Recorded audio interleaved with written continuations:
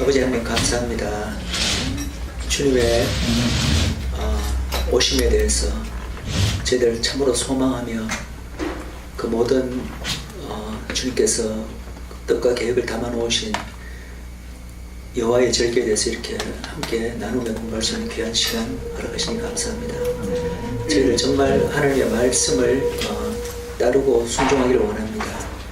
아버지, 그러나 저희들은 지혜가 부족하므로 너무나 아직 혼동되는 것이 많고 깨닫지 못하는 것들이 많이 있습니다. 오직 진리의 말씀만이 저희들에게 계시될 수 있도록 하나님 도와주시옵고 부족한 자 입술을 주관하여 주시옵고 무엇보다도 이러한 작은 것들이 서로를 나누고 이렇게 하는 그런 것이 아니라 오직 주 예수 그리스도를 향한 소망과 사랑과 그리고 형제들을 향한 사랑으로서 이 모든 저희들의 가운데 있는 그런 차이나 이런 것들이 다 주 안에서 아름답게 성화되고 해결될 수 있도록 하나님 도와주시옵소서. 사랑이 없으면 아무것도 아니라고 하셨습니다. 아버지, 그것을 저희들 잊지 않도록 주님 도와주시옵소서. 모든 것을 감사드리고 예수님의 이름으로 기도했습니다.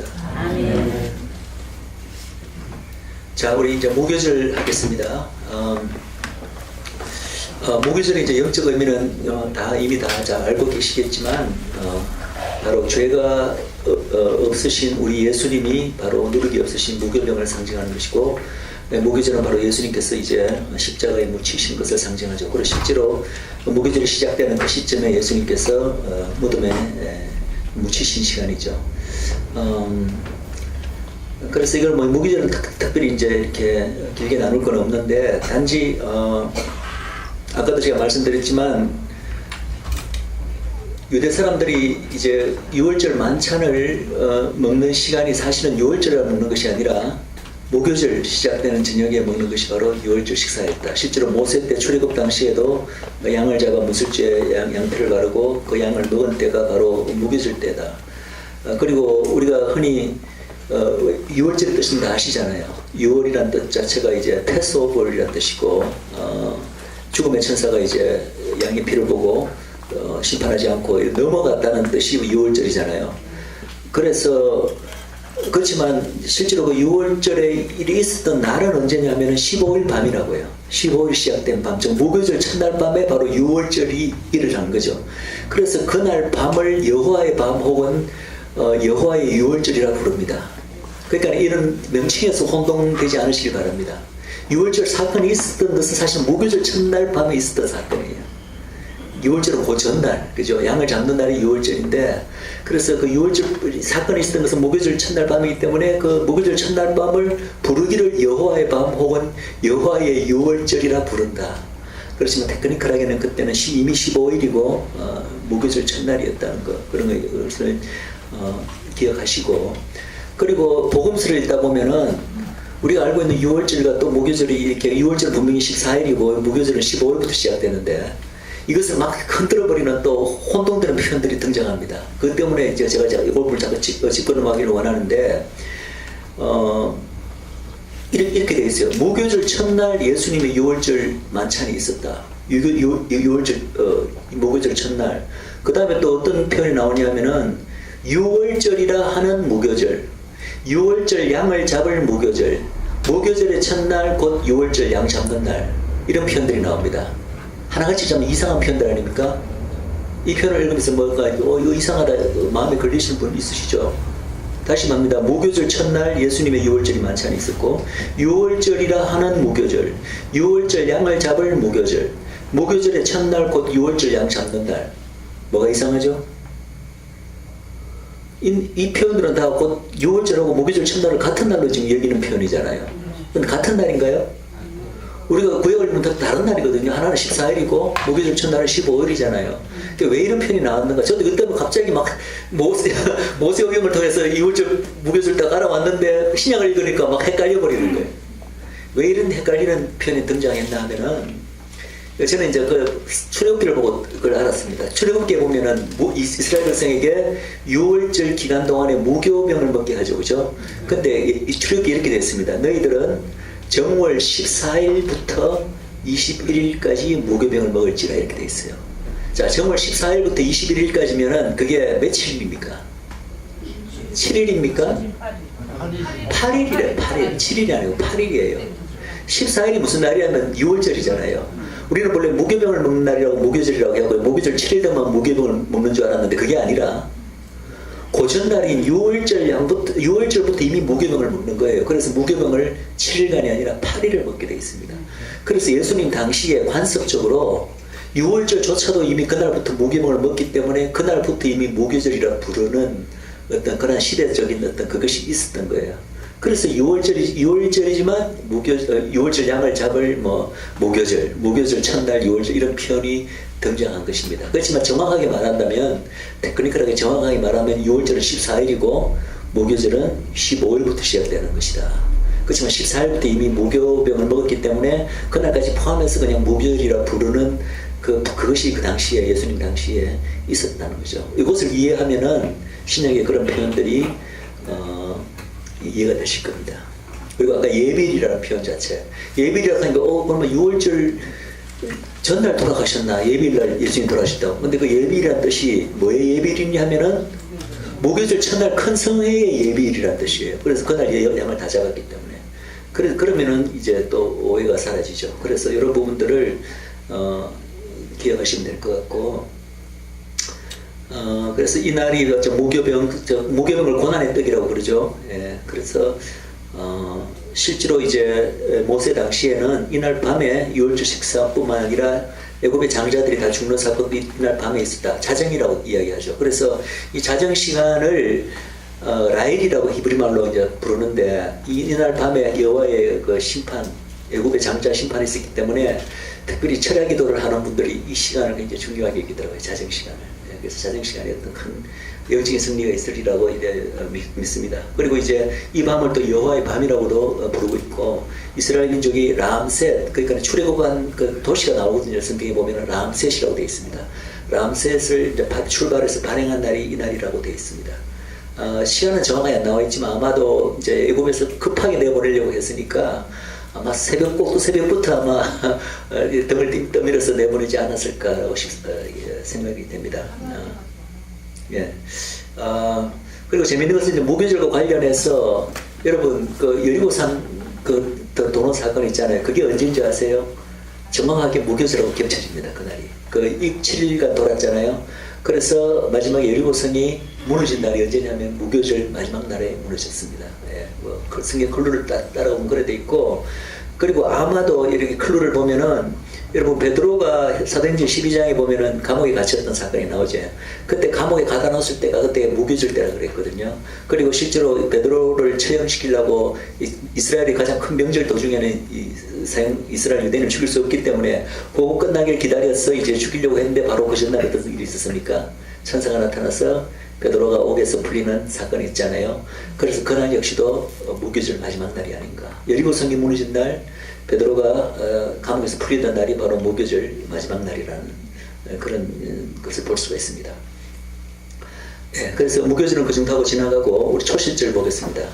자, 초실절은 이제 오메르가 이제 영어로는 sheaf, 그 보리의 한 단을 오메르라고 부릅니다.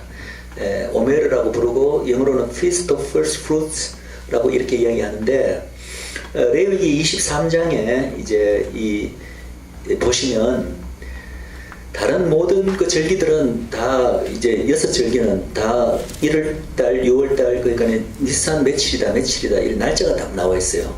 근데 초실절에 관해서는 다 한 구절이 등장합니다.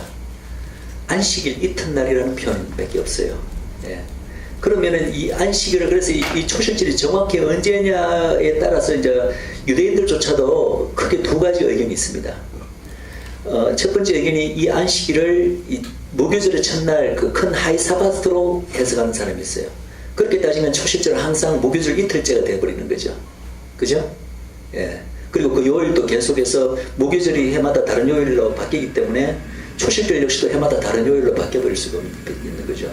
그렇게 보는 의견이 하나 있고, 또 하나 의견은 이 초실절은 바로 매주 돌아오는 주 안식일을 의미하는 것이다. 즉 안식일 다음 날이라 했을 때 그 안식일이 매주 돌아오는 주 안식일로 해석하는 거죠. 그렇게 되면 초실절은 자동으로 무슨 날이 됩니까? 항상 고정적으로 항상 주 첫날이 되어버리는 거죠. 그죠? 그래서 초실절은 항상 주 첫날이 되어버리는 것이고, 다른 절기들은 요일이 계속 바뀔 수 있지만 이 초실절은 항상 주 첫날이 되는 거고, 그 다음에 오순절 역시도 그 데피니션이 어떻게 되어 있냐면, 그 정의가 어떻게 되어 있냐면 초실절부터 카운트해서 50일째가 바로 오순절 날입니다. 초실절 너가 50일이기 때문에 사실은 초실절에서 49일을 더 하면 되는 거예요. 그죠? 그럼 초실절이 만약에 주 첫날일 것 같으면 오순절도 역시 49일을 더 하기 때문에 항상 주 첫날 떨어지게 되죠. 무슨 말인지 알겠죠? 예. 그래서 이런 이제 두 가지 의견인데, 제가 이제 저는 어느 쪽 의견을 따르냐면은 이 초실절 정의가 안식일 다음 날이 되어 있기 때문에 그 안식일을 매주 다 돌아오는 그 안식일로 보고 있습니다. 그리고 실제로 그것이 예수님께서 실제 부활은, 왜냐면 초실절은 예수님의 부활이잖아요. 그죠? 예수님이 부활한 것 자체가 저는 토요일 안식일 그 다음날 부활했다고 저는 보고 있습니다. 왜냐하면은 그 표현 자체가 안식 후 그 이튿날에 그 다음날에 이제 여인들이 했을 때 사복음서가 다 그 안식 후라고 했을 때 그 안식이라는 그 단어 자체가 헬라어로 복수로 되어 있어요. 안식일들 후에 이렇게 되어 있습니다. 예, 번역이 그냥 안식 후 이렇게 됐을 뿐이지, 영어 성경에는 제가 다 보니까 제대로 번역되어 있어요. 복수로 사바트스라고 또 복수로 딱 되어 있더라고요. 그래서 왜 복수인가 아까 여러분들 들으셨죠? 그 주에는 안식일이 2개가 있습니다. 큰 안식일과 매주마다 오는 안식일이 겹치지 않고, 이제 물론 설에 따라 목요일 쓰는 설에 따라서 뭐 목토든지 혹은 금토든지 요거 차이가 있을 수 있지만 어쨌든 겹치지 않게 두 일이 있고, 그 다음에 예수님께서 부활하셨다고 이제 보는 거죠. 자, 그렇다면 이제 안식일의 그 영적인 의미는 이제 뭐 예수님의 부활의 첫날에 그건 여러분 다 아시는 거니까 이제 넘어가는데, 이 이제 농경적, 아까 제가 말씀드릴 때 모든 그 절기에는 이제 농경적 성취가 첫 번째 레벨 의미가 있다고 봤죠. 사실은 이스라엘의 7 절기가요 다 농경하고 연결되어 있는데, 이스라엘의 그 농경적으로 하베스트, 즉 추수가 몇 번 있는지 여러분 아십니까? 크게 3번 있죠. 그거 다 아시죠, 그죠? 봄 추수가 있고, 여름 추수가 있고, 가을 추수가 있습니다. 봄 추수에서 추수되는 뭐죠? 보리죠. 그래서 봄절기 3개, 6월절, 그 다음에 초실절, 목요절은 다 보리 추수와 연관이 되어 있어요. 실제로 보리 첫 이삭을 드리는 것이 초실절이죠. 그죠? 그 다음에 여름 추수의 대표적인 것이 뭡니까? 밀입니다. 밀. 예? 그거는 50일간 간격이 떨어져 있기 때문에, 그래서 오순절이 밀과 추수와 관계가 있고, 그 다음에 가을 추수와 관련된 것들이 포도가 대표적이지만 다른 과일도 됩니다. 포도, 무화과, 감람나무, 뭐 올리브 이런 것도 다 몇 가지 석류 이런 것들 다 가을에 이제 추수가 되는데, 이렇게 이제 이 추수가 이 농경적 추수의 의미가 사실은 영적인 의미로 여러분들 연결되는 건 다 아시잖아요. 그것이 전 세계적인 영혼 추수와 관련된 그 법칙이라는 다 아시는 건데, 이스라엘 자연에 이렇게 3번의 다른 추수 시기가 있다는 것 자체가 굉장히, 그리고 그거와 연관된 이 절기들이 따로 있다는 것 자체가 굉장히 의미심장한 그 영적인 의미를 가진다는 거죠. 각각의 추수가 뭔가 영적으로 다른 것을 의미할 수가 있다고 저는 이제 개인적으로 보고 있습니다. 저 보리 추수에 해당되는 어떤 영적인 의미가 있고, 그것은 봄절기고 또 여름 추수와 연결된 것이 있고 가을 추수와 연결된 것이다. 그래서 보리하고 이제 밀이 다르잖아요, 그죠? 읽는 이 시기가 다르고, 그리고 그 추수되는 그 시기뿐만 아니라 양도 달라요. 뭐가 주곡물인지 아십니까? 밀이 주곡물이죠. 밀이 이제 여름에 추수되는 밀이 대량으로 추수가 됩니다. 그리고 보리와 밀의 특성 차이가 있어요. 그 부분은 제가 조금 더 확인해 봐야 되는데, 제가 알고 있는 거하고 약간 다른 얘기를 하시는 분도 있어서, 제가 알고 있기로는 보리는 오히려, 혹시 이 중에 농사 전문가시는 분은, 이스라엘에서 보리는 그 껍질이 굉장히 얇고 해서 벗기기 쉽고 보리겨가 밀이 두껍다고 제가 들었는데, 그걸 또 반대로 이야기하시는 분이 최근에 제가 이걸 이야기하는데 반대로 이야기해서 제가 아직 그걸 확인을 못해서 어느 쪽이 맞는지. 제가 알고 있기는 보리는 굉장히 껍질이 얇아서 알곡으로 먹기 위해서는 그냥 굳이 심하게 안 돌리고 도리깨로 한번 치고 바람에 이렇게 겨날리듯이 이렇게 해도 쉽게 벗겨지는 게 보리고, 밀은 아니 반대인가요? 반대죠. 반대예요. 그래서 예수님 제자들이 밀은 그대로 비벼서 먹을 수 있는 거예요. 그게 밀인가요? 네. 그럼 제가 거꾸로 알고 있습니다. 아니, 거꾸로 알고 있어요. 저기 보리밭에. 여름 파장마당에 저같이 그래 여름 파장마당에 밀 얘기가. 밀이 밀이 더 가볍고 다른 그 보리를 그럼 벗기 위해서는 뭘 해야 됩니까 그러면? 맷돌로 다 맷돌로 갈아야 돼요. 제가 알고 있기는 탈곡기를 쓴다는 얘기를 들어요. 탈곡기를 털어가지고 예. 다시 그거 해야 돼요. 그래요. 예. 어쨌든 예. 그것이 뭐 영적으로 뭐 어떤 차이가 있는지 아마 저는 있다고 보는데 그거는 뭐 좀 생각을 해봐야 되겠습니다만은 어쨌든 밀과 보리는 다 알곡으로 여호와께서 추수해서 여호와의 곳간에 드리는 거죠, 그죠? 그래서 추수하는 시기도 다르고 뭔가 특색이 다른 게 뭔가 다 어떤 차이가 있다고 저는 믿습니다. 그런데 이제 가을 추수에 해당되는 것이 이제 과일이잖아요. 대표적인 것이 포도인데 성경에서는 이 포도 추수를 어떻게 설명하는지 여러분 다 아시죠? 제가 이제 가을 절기할 때도 좀 하겠지만 포도 추수는 바로 열방에 대한 심판입니다.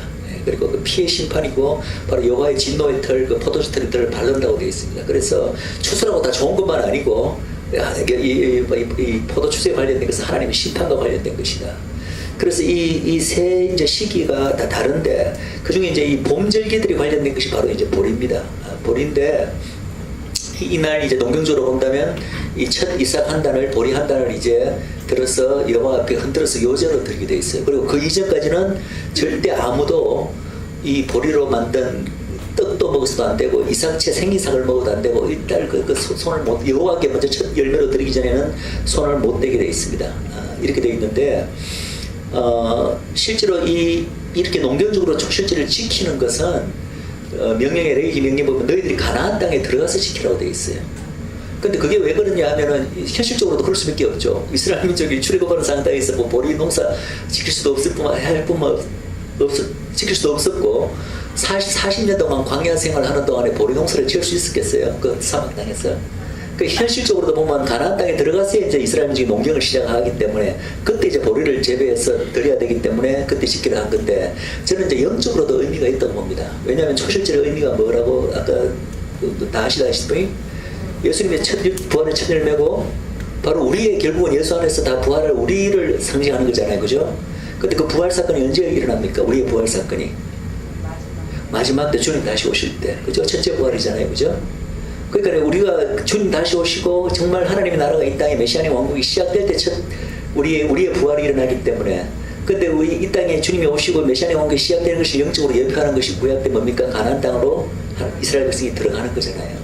그래서 그 땅에 들어가서 초실제를 지니게 하는 건 초실제뿐만 아니라 오순절도 마찬가지예요. 오순절도 정확하게 이제 농경적으로 그것을 오순절에 그 지켜야 될 농경적 의식들이 있는데 그건 역시도 가나안 땅에 들어가서부터 지키라고 되어 있습니다. 그래서 아마 6월절은 광야 생활을 하는 도중에도 계속 지킬 수 있을 거예요. 양 잡는 거야 뭐 어렵습니까? 그건 할 수 있을지 몰라도 적어도 초실절과 오순절은 이제 하나님의 명령에 따라서 가나안 땅에 들어갔어야 이제 가능했다. 근데 이제 제가 이제 물론 농경적으로는 그런데 6월절이 이미 모세 때 시작됐잖아요. 출애굽하는 당시에. 그렇다면 그 상황에서도 역사적으로도 뭔가 이 초실제에 해당되는 뭔가 사건이 저는 있었을 거라고 믿는 거죠. 근데 좀 놀랍게도 그 초실제에 어떤 일이 있었는가 하면은 이스라엘 백성이 이제 15일 날 람세스에서 출애굽했잖아요. 그 다음에 홍해가 가기까지 어디서 진을 치고 어디서 묵었는가 그 지명의 성경에 다 나와 있습니다. 그래서 제일 처음으로 진을 쳤던 장소가 어디냐 하면은 숫꽃이에요. 숫꽃이 어느 쯤이 놀랍게도 야곱이 라반의 그 집에서 종살이하고 라반의 집에서 나왔을 때 처음으로 묵었던 장소가 또 숫꽃입니다. 그래서 이 야곱의 생애 자체가 이스라엘 민족의 향후에 일어날 어떤 일들을 예언적으로 보여주는 그런 그림들이 라반 집에서가 아니고 에서랑 만나고 아니 그거는 베델 에서랑 만나고 이스라엘이라는 이름을 받고 제가 죄송합니다. 그렇죠. 에스를 만나고 장소 맞습니다. 라반의 집이 아니라 어쨌든 라반의 집에서 나와서 돌아가는 길이죠. 그죠? 에스 만나고 난 다음에 이제 숫곳에서 찾는 장소인데 그 자체가 이제 라반의 집에서 애굽이 종살이하다가 나오는 것 자체가 이제 한 개인의 삶이 아니라 영적으로 이제 이스라엘 민족이 출애굽을 예표하는 사건인데 놀랍게도 그렇게 진친 장소와 같다는 사실 자체가 참 놀랍죠. 그런데 어쨌든 첫날 밤에 이제 숫곳에서 장막을 치고 그 다음에 이제 둘째 날 밤에 에담에서 장막을 치고 셋째 날 밤이 시작될 때 이제 비하히롯이라는 데서 장막을 칩니다. 그 비하히롯이라는 장소가 이제 최근에 왜 그 홍해 건넜다는 그 홍해 건넌 장소와 그 시내산이 실제로 이제 우리가 알고 있던 그 시내 반도에 있지 않고 아라비아 반도에 있다는 그 여러분들 동영상 그런 거 보신 분들도 많을 겁니다. 근데 그 실제로 건너간 장소에 보면은 그 지형이요 기가 막힌 지형이에요. 뒤로 보면 이제 이렇게 절벽을 타고 이렇게 외길처럼 이렇게 해변 쪽으로 가다가 해변에 딱 이르는데 그거는 보면은 삼각두처럼 돼 있어갖고 양쪽은 절벽이 있고 외길밖에 없어요.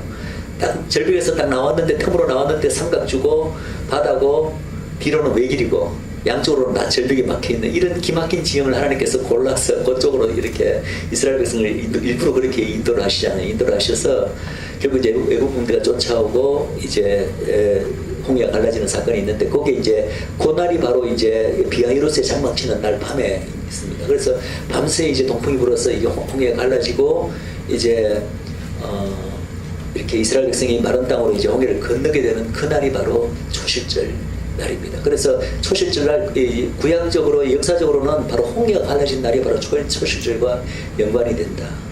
그리고 이제 애국 군대가 따라오다가 수몰되는데 또 하나 놀라운 것은 이 애국 군대가 수몰된 그 시간 그리고 이스라엘 백성들이 밤새 이 홍해를 건너서 다 홍해에서 빠져나오는 시간이 성경에 언제로 나와 있냐면 새벽이라 나와 있어요. 근데 새벽에 어떤 일이 발생했습니까?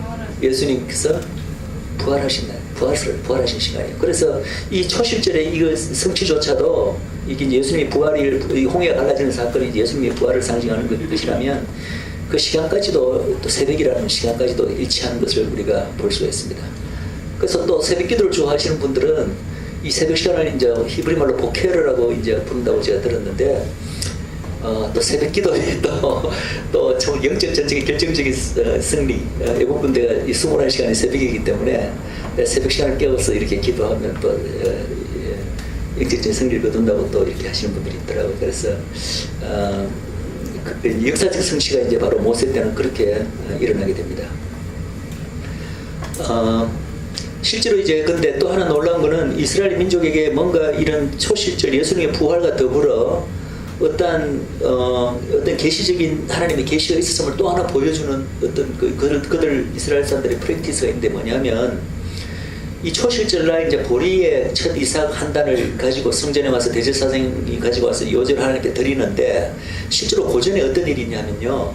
6월절 아까 6월절은 14일이죠, 그죠? 14일 날 밤에 6월절 양을 이제 오븐에 넣고 난 다음에 제사장과 몇 명의 그 대제사장과 그 밑에 따르는 몇 명의 제사장들이 어디로 가냐 하면은 성전산을 건너서 건너편 산이 무슨 산이죠? 감남산이죠, 감남산. 그죠, 올리브산. 감남산 그 사이에 있는 거고 계곡 기드론 계곡 아닙니까? 근데 지금 이제 기드론 계곡 성전산, 감남산에서 성전산 가려면 이렇게 계곡으로 내려가고 다시 올라가야 되잖아요.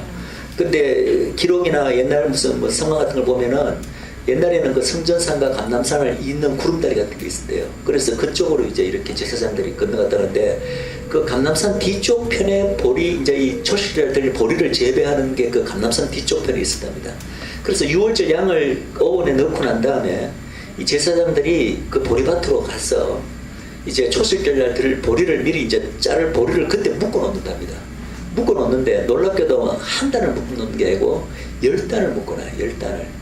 10단을 묶어 놓고 그 다음에 이제 초실절이 시작되는 저녁에 그러니까 이제 안식구 첫날이니까 안식이 막 끝나자마자 그 보리밭으로 다시 가서 보리를 10단을 자른 다음에 그것을 이제 그 중에 한 단을 그 다음날 성전 아침에 이른 새벽에 가지고 와서 여호와께 요절을 드리는 거예요. 제가 지금 뭘 이야기하냐면은 10단을 묶어놓고 10단을 잘랐다는 거예요. 드리는 건 한 단을 드리는데 근데 놀랍게도 이 10단이 무엇을 상징하느냐면은 예수님께서 왜 마태복음 보면 부활하실 때 혼자 부활하신 게 아니라 무덤에서 자던 성도들이 많이 깨어서 사람들이 보였다 됐잖아요. 네. 바로 그 예수님의 그 부활 혼자 부활했으니까 다른 부활의 첫 열매들이 그때 이미 있었다는 거죠. 그래서 그럼 그때 부활한 도대체 이 성도들은 뭐냐를 두고 이제 신학적으로 온갖 여러 가지 다른 해석이 있는 걸로 제가 알고 있습니다. 혹자는 이제 단순히 그냥 구약 때 죽은 성도들 가운데 예수님만이 부활이 되시는 게 아니라 성도들의 부활이 있다는 걸 본보기로 보여주시기 위해서 하나님께서 샘플링으로 이렇게 며칠을 이렇게 부활시켜서 보여줬다 이렇게 보는 사람도 있고, 또 어떤 사람은 이제 뭐 어떤 신학적 근거가 있는지 모르지만 사실은 구약 때 죽은 성도들이 이때 부활한 거다. 구약 때 죽은 성도들도 결국은 예수님의 피로서만 이제 오직 이제 다 구속을 받을 수 있는데, 그때까지는 일종의 어떤 그 시올이라고 불리는 일종의 어떤 그런 데 이제 갇혀 있다가 아브라함의 부르심이라고 불리는데 이렇게 있다가 이제 예수님의 그 초림사역을 완성하시고 난 다음에야 비로소 이제 그들이 이제 부활되어서 이제 하늘 성소에 들어간 것이라고 해석하는 사람도 있습니다. 뭐 어느 쪽에 맞는지는 저는 모르겠는데 어쨌든 그런 해석이 있는 걸 이제 아시고, 근데 중요한 것은 이때 벌써 이 부활의 첫 열매가 있었다는 거예요. 그런데 재밌는 것은 이제 고린도후서 15장을 여러분들 읽어보시면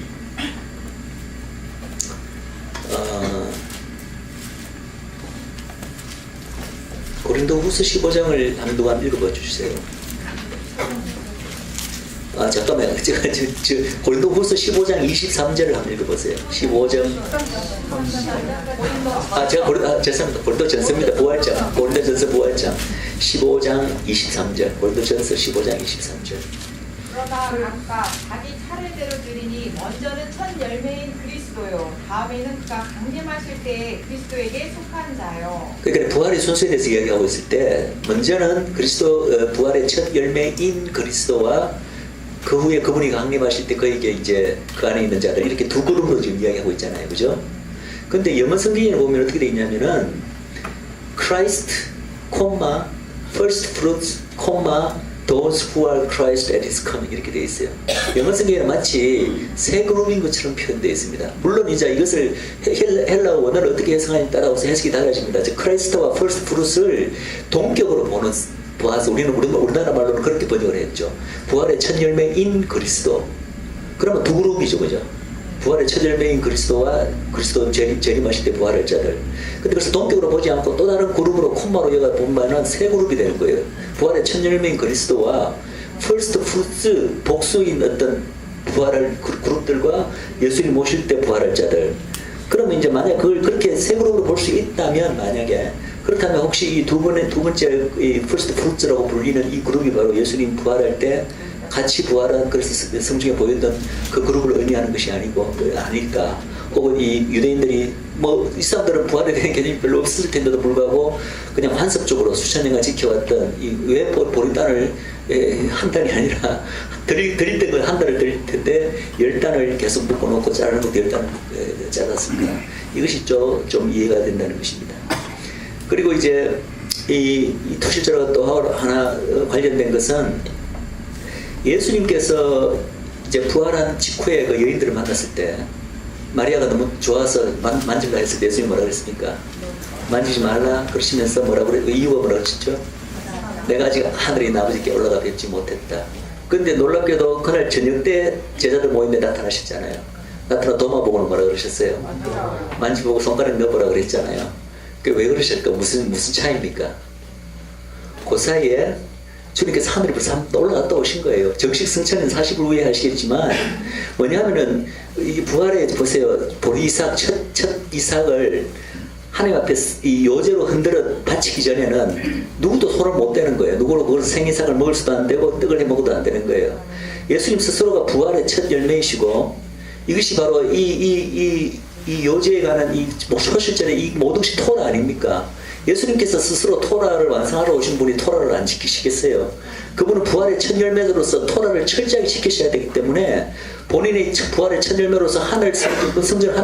하늘 성전의 아버지 앞에 본인 스스로 이게 요제로 드림을 하기 전에는 누구도 못 맞히는 거예요. 마치 첫 이삭을 아무도 성전에 바치기 전에 못 하는 것처럼.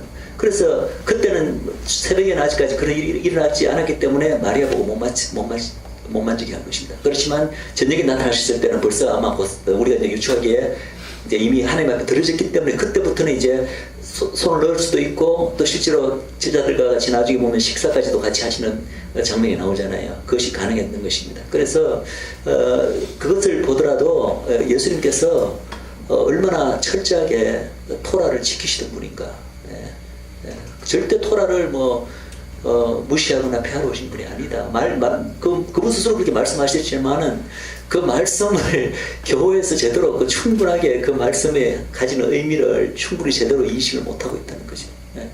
그런 그 구절이 있는 것 뻔히 알면서도 계속 토라는 마치 지나가 버린 것, 옛날 것, 쇠해버리는 것으로 잘못 해석하고 그렇게 예수님은 토라고 관계없는 존재로 여기는 그런 많은 잘못을 범하고 있다는 것입니다.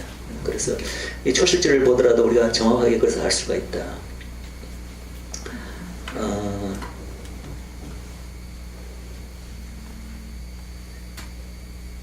초실절 고생도 하고 오순절로 넘어가겠습니다. 그래서 이제 초실절조차도 사실은 예수님의 첫 부활로 우리가 이제 성취가 되었다고 하지만 마지막 때 또 한 번의 성취가 남아 있는데 그 성취는 바로 예수 안에서 부활하는 우리 모두가 이제 바로 초실절에 성취가 될 수 있을 거라고 우리가 또 기대할 수가 있죠. 자, 오순절 하겠습니다. 오순절은 칠칠절이라고도 부르고 맥추절이라고도 부릅니다. 이 맥추절은 이 맥자가 이 보리도 맥이고 밀도 맥이죠. 그래서 보리를 소맥이라 하나요? 하나는 소맥이고 하나는 대맥이죠, 그죠? 그런데 맥추절이라 할 때는 이제 이 오순절을 가리키는 것입니다. 가리키는 것이고, 히브리 말로 샤봇, 영어로는 펜테코스트, 그 다음에 Feast of Weeks라고도 부릅니다. 왜냐하면 77이 49, 초실절부터 카운트해서 49일 후에 지니는 거예요. 그래서 이제 초실절부터 시작해서 보리 한 단을 계속해서 헤아립니다. 오순절 되기까지. 그것을 오멜 헤아리기라고 하는데 그것이 이제 무슨 영적인 의미가 있는, 왜냐하면 이 유월절 사건이 있고 난 다음에 결정적인 어떤 그 하나님의 이제 하나님과 하나님 백성 사이에 이 언약을 맺는 일이 바로 오순절인데 그 사건이 있기까지가 이제 카운트다운이 시작돼요.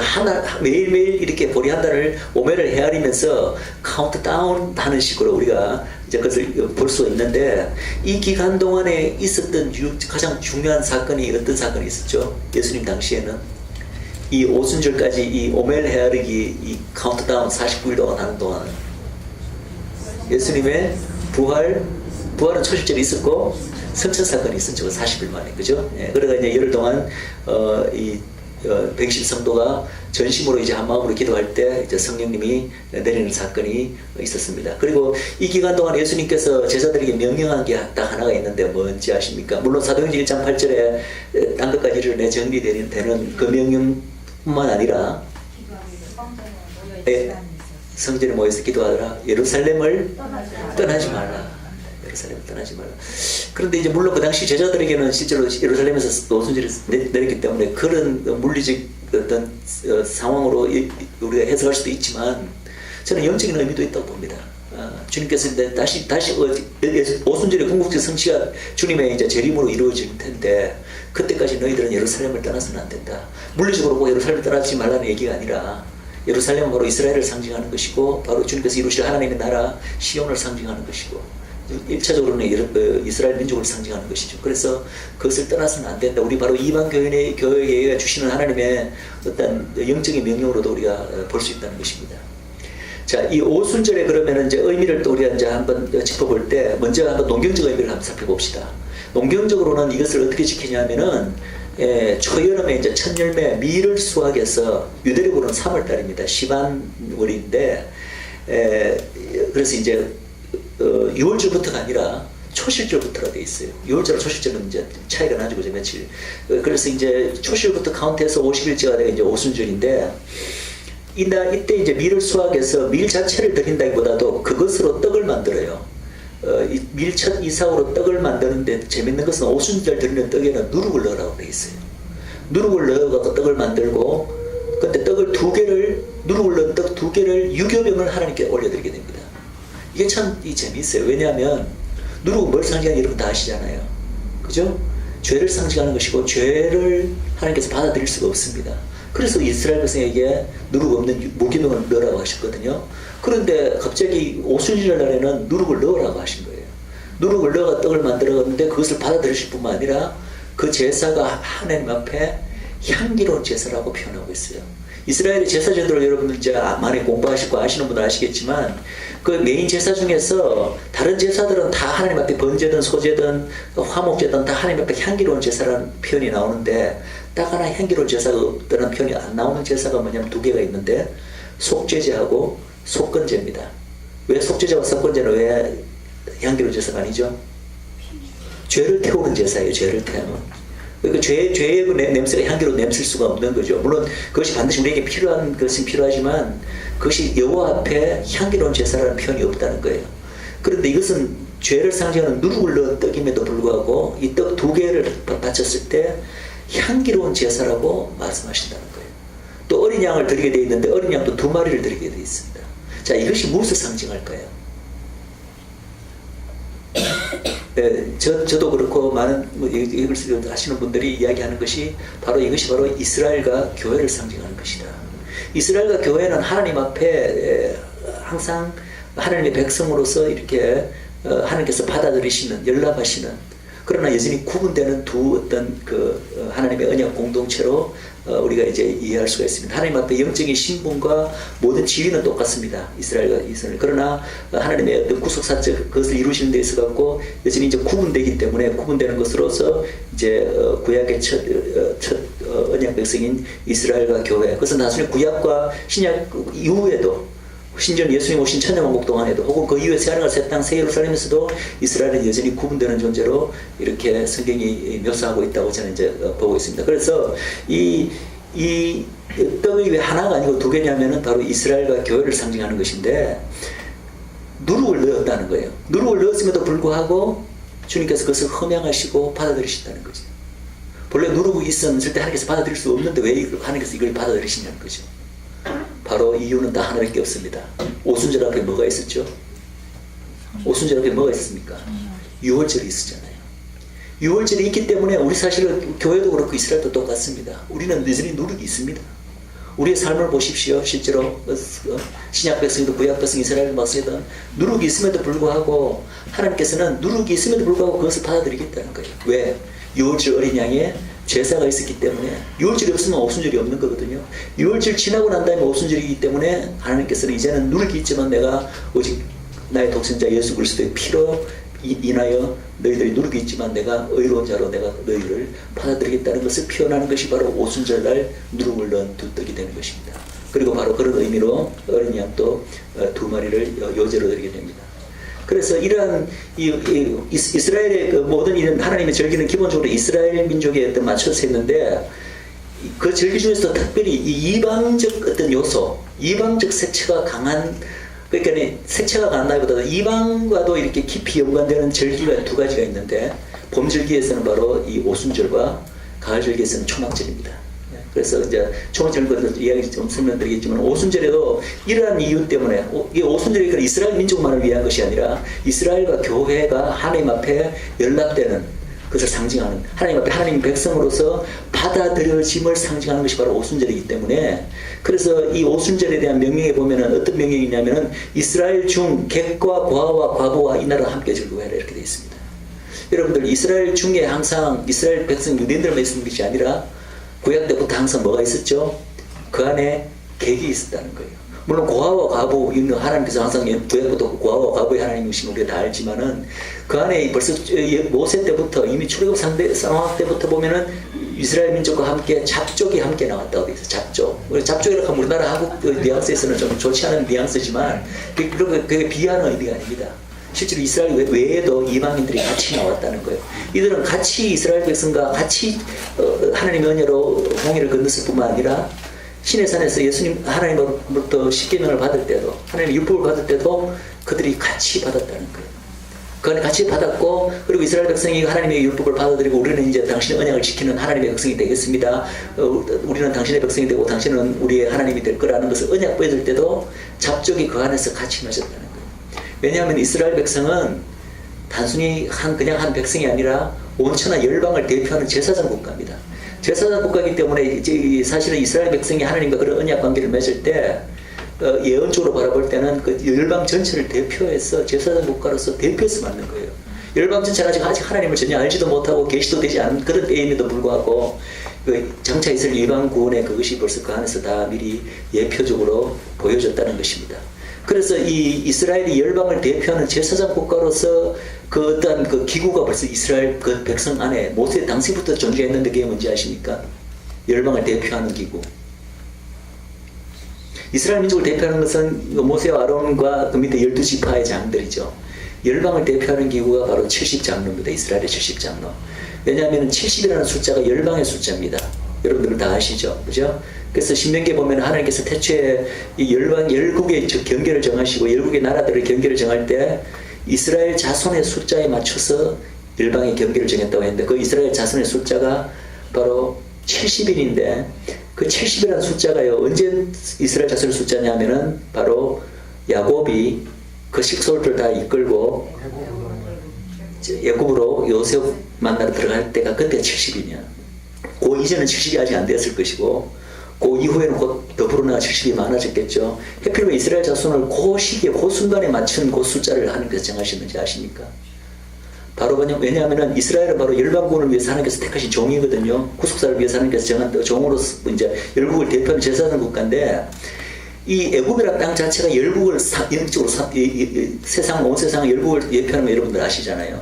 그러니까 우리는 단순히 그냥 요셉 때 기근을 피해서 이 야곱의 식소를 이끌고 애굽으로 내려간 거로 해석을 하지만 영적으로 바라본다면 그것은 바로 이스라엘 민족이 결국은 열국 안으로 들어가서 하나님의 구속사를 진행시키고 열국에게 여호와를 알게 하기 위한 어떤 이스라엘 민족에 맡겨진 민족적 소명을 궁극적으로 이제 성취하게 되는 것에 대한 하나의 예언적 그림이 바로 이 열국을 상징하는 애굽으로 이스라엘의 자손들이 들어가는 것입니다. 행위가 들어가는 것입니다. 그때 그 이스라엘에 맡겨진 민족적 사명을 소명하는 그때의 숫자가 70명이에요. 그래서 그것을 기려서 이스라엘 민족은 모세 때부터 계속해서 70인의 장로를 세웁니다. 그래서 이 70인의 장로는 모세와 아론이 하나님으로부터 그 언약궤를 받을 때, 법을 받을 때, 그리고 그 이스라엘 민족과 언약 관계를 체결할 때도 항상 70장로 옆에 같이 서 있는 거예요. 즉 그 70장로는 이스라엘 대표하는 것은 12지파의 장이지만 이 70장로는 이스라엘을 대표하기보다는 영적으로 온 열국을 대표하는 것입니다. 그래서 열국을 대표해서 이미 구약 시절에 벌써 하나님과 계약 맺을 때 벌써 70장로가 있는 거예요. 예. 그래서 이제 벌써 이스라엘 안에 이 계획이 있고 이것이 이제 결국 하나님과 언약 관계에 같이 들어가게 될 것이 벌써 모세 때 이런 역사적 성취에도 나타나지만 제가 지금 농경적 의미 성취도 이야기는 했는데 그 안에 벌써 이 떡이 2개가 있다는 것 자체가 이스라엘과 교회가 있다는 것을 벌써 구약 때 농경적에도 이미 그것이 나타나 있다. 그러니까 그 교회는 이방에 있는 교회를 말씀하시는 건가요? 그렇죠. 이제 결국은 이방에도 이제 복음이 나가서 이제 이 하나님의 백성들이 나오잖아요. 그것을 의미하는 거죠. 예. 열방 가운데 있을 교회를 말하는 거죠. 예. 자, 그렇다면 이제 농경적 성취는 그렇게 되고 역사적 성취는 이제 어떻게 됐을까? 오순절 역시도 실제로 농경적으로 지키는 것은 아까 말씀드렸지만 그 가나안 땅에 들어가서부터 지키라고 되어 있잖아요. 왜냐하면 밀을 출소해가고 드려야 되기 때문에. 근데 그러면 그 당시 모세 당시에는 그러면 오순절날 출애굽 사건이 실제로 모세에 있었잖아요. 그럼 그때 오순절에는 어떤 일이 있었을까? 여러분 다 아시는 사건이지만 실질적으로 성경에 보면은 출애굽기 19장에 나옵니다. 출애굽기 19장에 보면은 제3월에 출애굽하라고 한다면 제3월에 시내산에 도착했다고 되어 있어요. 실제로 초실절부터 카운트해갖고 보면은 거의 50일째 되는 순간인 것 같아요. 거기 정확한 날짜는 안 나옵니다. 그냥 제3월 될 때 이제 시내산에 도착했다고 되어 있는데, 그리고 이제 그 여호와가 이제 불과 연기와 구름과 큰 내성과 큰 나팔 소리와 함께 시내산에 이제 강림하시고 모세에게 씻김을 주는 사건이 있는데, 그때가 정확하게 이제 아마 오순절 무렵인 걸 우리가 알 수 있는데, 실제로 유대인들 전승에 보면은 바로 그때 모세가 시내산에서 여호와께 돌판을 받은 날이 정확하게 오순절날 일어났다고 그들은 그렇게 이야기하고 있습니다. 그래서 시내산에서 이제 이 하나님께서 큰 나팔 소리와 이런 모든 이 가시적으로 하나님의 영광을 볼 수 있는 그런 상황에서 이제 하나님이 강림하셨고, 실제로 강림하셔서 그 결과가 어땠습니까? 하나님의 법이 주어진 날이 바로 오순절 날이죠, 구약 때, 그죠? 그런데 신약 때도 똑같이 우리 다 알다시피 여호와 신이 임하실 때 불의 혀같이 갈라지고 예, 이렇게 급한 바람 소리 같이 부는 가시적인 형태로 오는 것이 바로 구약 때 그거와 똑같은 어떤 모양으로 하나님께서 나타나셨다. 그리고 놀랍게도 구약 때 이 하나님이 시내산에 강림하실 때 그 시간이 언제로 나오냐면은 이른 아침으로 나옵니다. 그런데 신약 때 여호와의 성령이 내리신 시간이 언제인지 아십니까? 그때 똑같은 이런 시간, 같은 시간, 제가 믿기로는 같은 시간이 아마 성령이 여기 하나님이 임하셨을 것이다. 그래서 그때 아침에 그렇게 아침부터 사람들이 방언하니까 사람들이 뭐라고 얘기했습니까? 저 사람들이 아침인데 벌써 술이 취해갖고 저렇게 한다고 했지 않았습니까? 그래서 마치 아까 보면 예수님이 부활한 시간과 홍해가 갈라진 시간, 홍해를 다 건너오는 시간이 새벽에 일어났듯이 오순절조차도 이 구약적 성취와 신약적 성취가 또 같은 시간에 일어났다는 것입니다. 저는 처음에 이제 성경을 읽을 때 그냥 성경에 나오는 이런 날짜라든지 혹은 시간이라든지 혹은 지명 같은 거는 전혀 신경을 쓰지 않았습니다. 여러분들 대부분 처음에 예수님 믿고는 다 그렇겠죠. 그래서 그게 특별히 의미가 없는 걸로 여기고 항상 그냥 영적인 의미만, 그 상징적이고 영적인 의미만 항상 추출해갖고 이거 이루어졌다 이렇게 생각했는데 성경을 알면 할수록 그게 아니라는 걸 제가 깨달았습니다. 성경의 그 지명이나 시간이 굉장히 중요해요.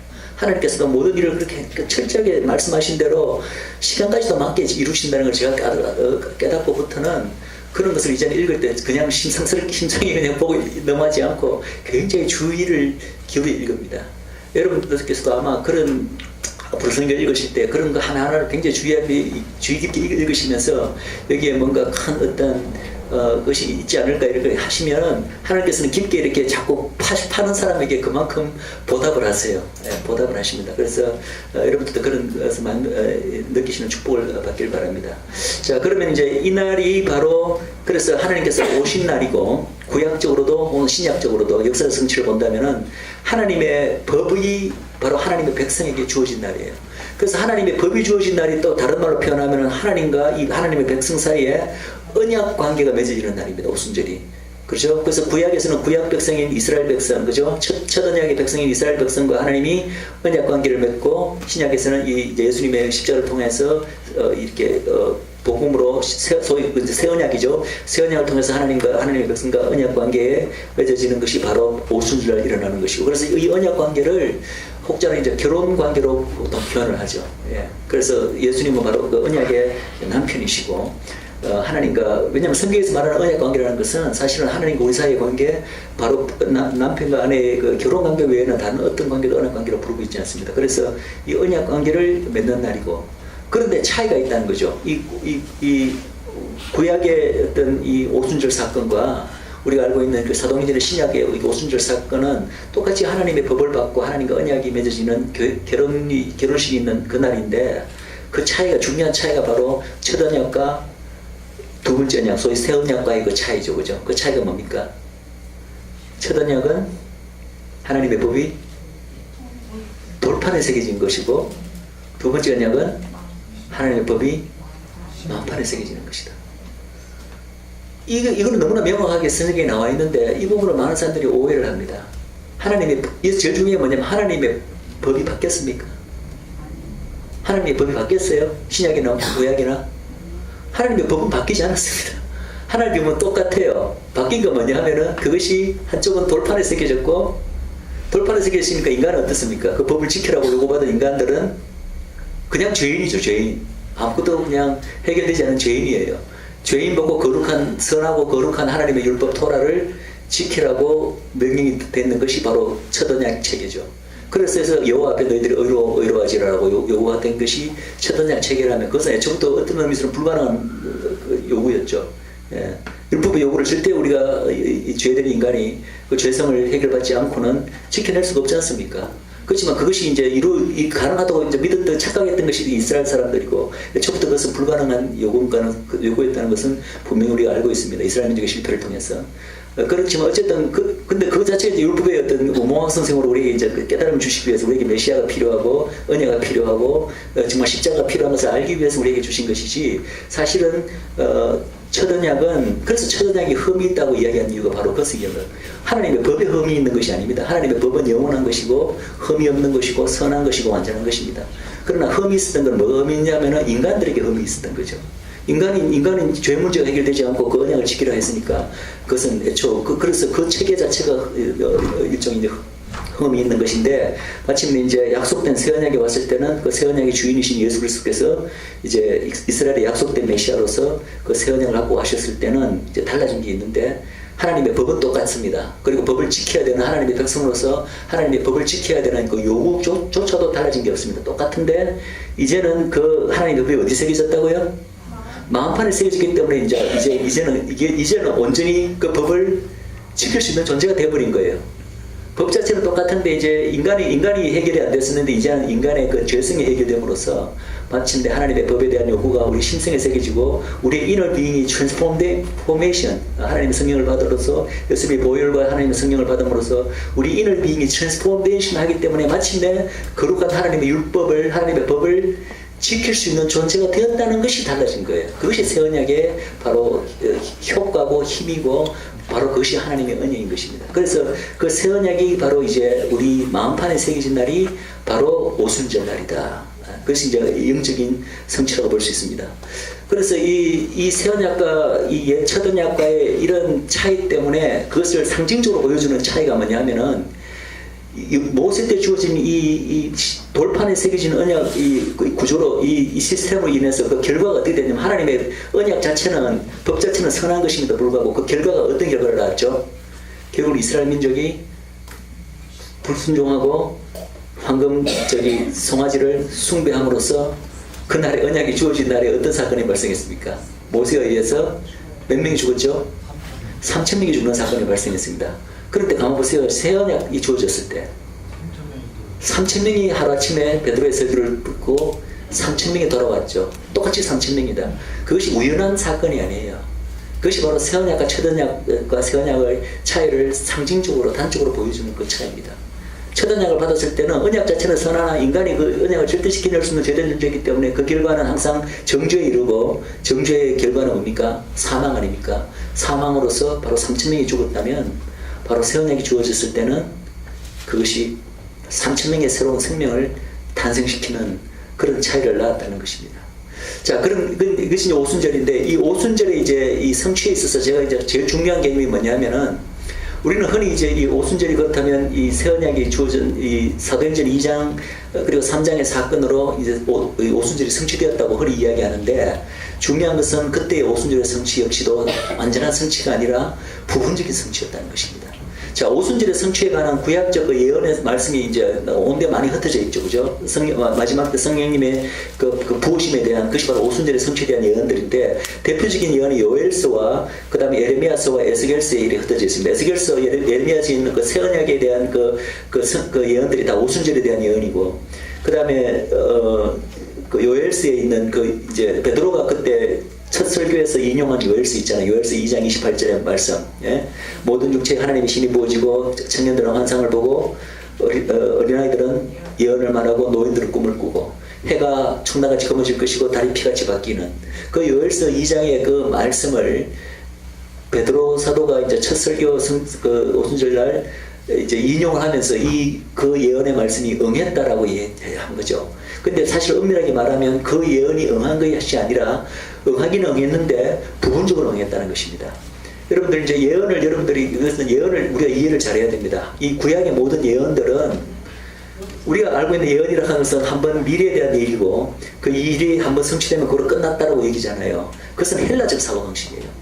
히브리적 이 예언에 대한 그 이해는 뭐냐면 예언은 패턴으로 주어집니다. 패턴으로 주어지고 타입으로 주어지기 때문에 한 번 성취되고 마는 것이 아니라 비슷한 타입으로 이렇게 거듭 여러 번 성취가 되는 것이 예언입니다.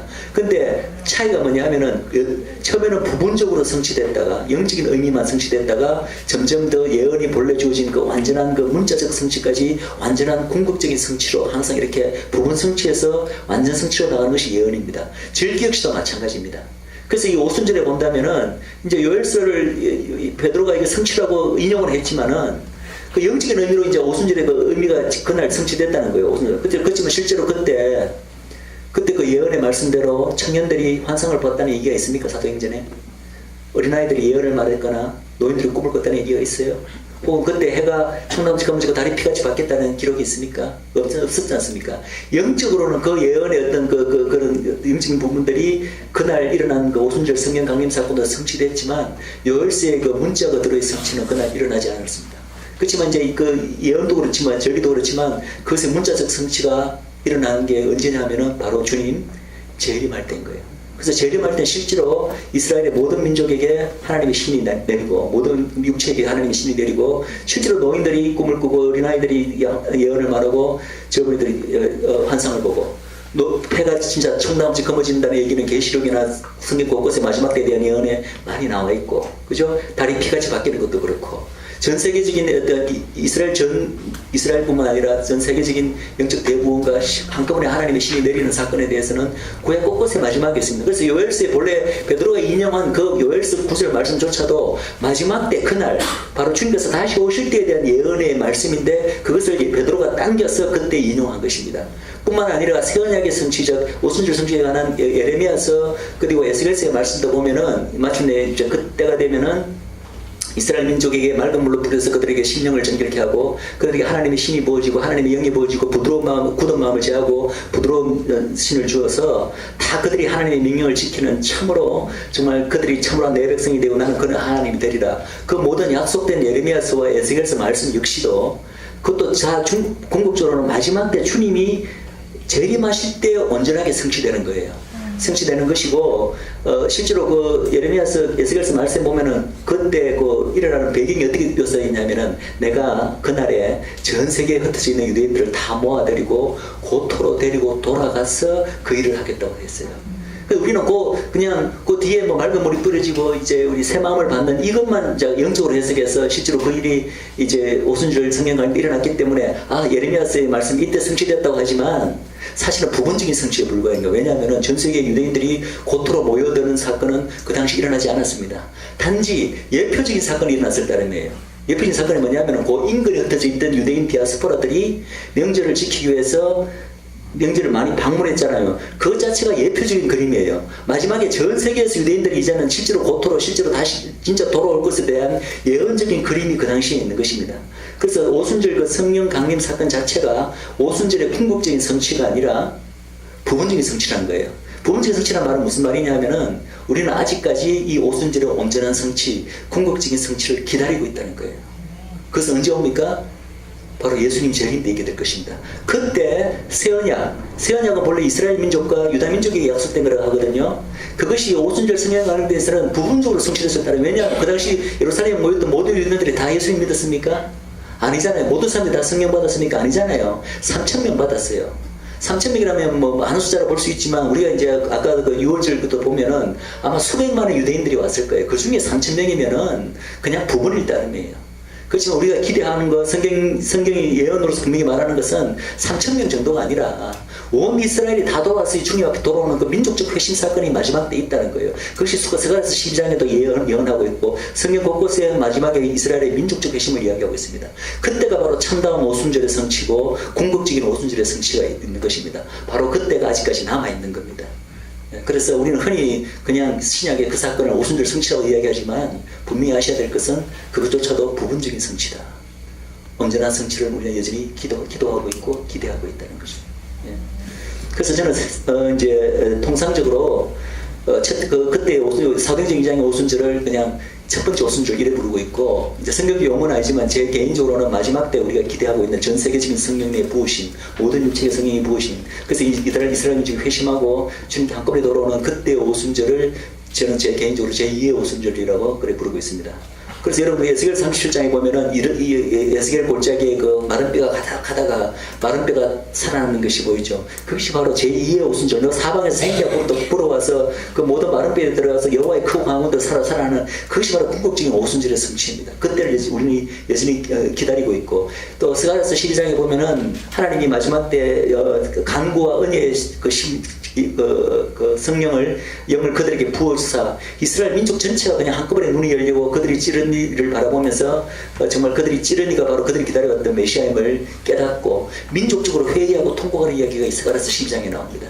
그래서 그때는 모든 족속들 그 지파들이 따로따로 다 통곡을 할 뿐만 아니라 남편은 남편대로 아내는 아내대로 다른 골방에 들어가서 여호와 앞에 회개하는 모습들이 그려져 있습니다. 그 역시 바로 마지막 때 오순절 하나님의 성령이 한꺼번에 부어주시고 그들의 민족을 눈을 가리고 있던 예수님 대해서 가리고 있던 그 민족 그 덮개가 비늘이 한꺼번에 벗겨지는 그래서 민족적 대각성과 대회심과 회개가 터져나오는 그것이 바로 우리가 기다리고 있는 제2의 오순절입니다. 그래서 오순절의 성취 역시 남아있다라는 것이